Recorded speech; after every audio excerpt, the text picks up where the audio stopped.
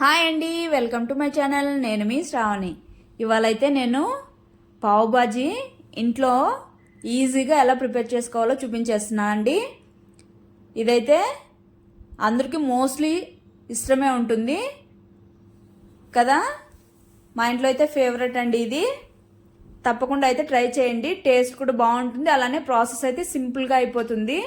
అచ్చం హోటల్స్లో లాగానే ఉంటుంది. లేట్ చేయకుండా ప్రాసెస్లోకి అయితే వెళ్ళిపోదాం.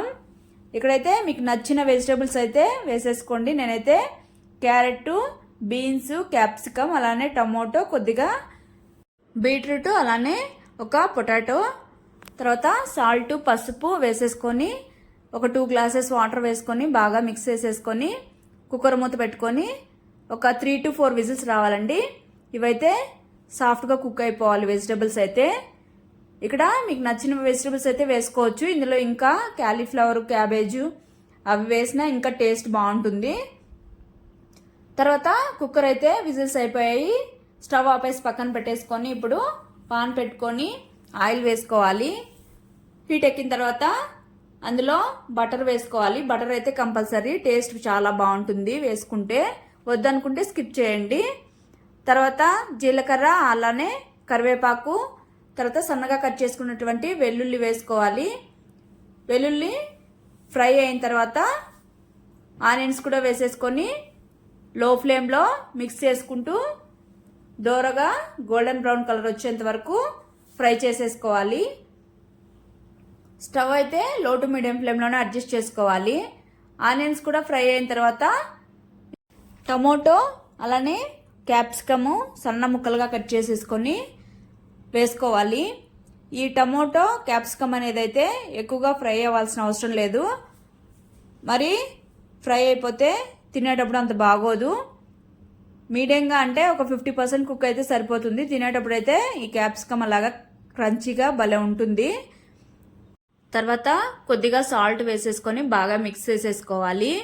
ఇక్కడ ఏ వెజిటేబుల్స్ అయినా, ఆనియన్స్ అయినా ఏది యాడ్ చేసినా కొద్దిగా సాల్ట్ వేసుకుంటే టేస్ట్ బాగుంటుంది. లేదంటే మనం వేయించుకున్నవి చప్పగా అలా ఉంటాయి. కాబట్టి ఆనియన్స్ కానీ ఇలాగా టమోటా కానీ ఏది వేసుకున్నా కొద్దిగా సాల్ట్ వేసుకొని ఫ్రై చేసుకోండి. టేస్ట్ అనేది చాలా బాగుంటుంది. ఒక 2 minutes మూత పెట్టుకొని ఫ్రై చేసుకుంటే సరిపోతుంది. తర్వాత వచ్చేసి ధనియాల పొడి, కారం మీ స్పైసీకి తగ్గట్టు వేసుకోండి. కొద్దిగా పసుపు వేసుకొని ఈ మసాలాలన్నీ మాడిపోకుండా లో ఫ్లేమ్లో మంటను పెట్టుకొని ఆయిల్ పైకి తేలే వరకు బాగా మిక్స్ చేసేసుకొని కుక్ చేసుకోవాలి. లాస్ట్లో పావ్ బాజీ మసాలా ఒక 2 స్పూన్స్ యాడ్ చేశాను. యాడ్ చేసేసి ఒకసారి బాగా మిక్స్ చేసేసుకొని 2 minutes అలాగా కుక్ చేసుకుంటే సరిపోతుంది. తర్వాత ఇక్కడ కుక్కర్ అయితే స్టీమ్ అంతా వెళ్ళిపోయింది. ఓపెన్ చేసేసి ఈ వాటర్ అంతా ఎక్కువగా అనిపిస్తే పక్కకు వంపేసుకొని ఈ వెజిటేబుల్స్ అన్నీ మంచిగా క్రష్ చేసుకోవాలి. బాగా వాటర్ అనేవి సరిపోతుంది. లేదంటే మీరు కావాలంటే పక్కన వంపేసుకొని తర్వాత చివరిలో కూడా యాడ్ చేసేసుకోవచ్చు. తర్వాత ఇక్కడ ఈ మసాలాలంతా కూడా ఫ్రై అయిపోయాయి. ఇందులోకి మొత్తం ట్రాన్స్ఫర్ చేసేసుకొని బాగా మిక్స్ చేసేసుకోవాలి. కన్సిస్టెన్సీ అనేది ఇక్కడ ఇది థిక్గా ఉంటేనే బాగుంటుంది. చూసుకొని వాటర్ కావాలంటే అడ్జస్ట్ చేసుకోండి. చివరిగా బటర్ వేసేసుకొని మిక్స్ చేసేసుకొని ఒక 2 minutes ఉంచితే సరిపోతుంది. చివరిగా ఒక హాఫ్ లెమన్ పిండేసుకుంటే సరిపోతుందండి. లెమన్ పిండిన తర్వాత ఒకసారి మిక్స్ చేసేసుకొని ఒక 2 minutes ఉంచి స్టవ్ ఆపేసేసి పక్కన పెట్టేసుకోవాలి.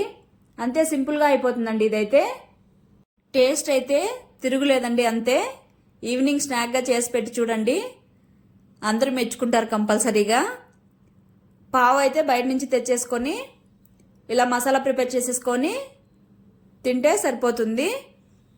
తర్వాత ఇక్కడ వచ్చేసి పావు ఒకసారి హీట్ చేసుకుంటే బాగుంటుంది. తినే ముందు బటర్ వేసుకొని తర్వాత పావుబాజీ మసాలా ఉంది కదా, అది వేసుకున్నాను. లేదంటే మీరు కొద్దిగా సాల్ట్, అలానే కారం వేసుకున్నా బాగుంటుంది.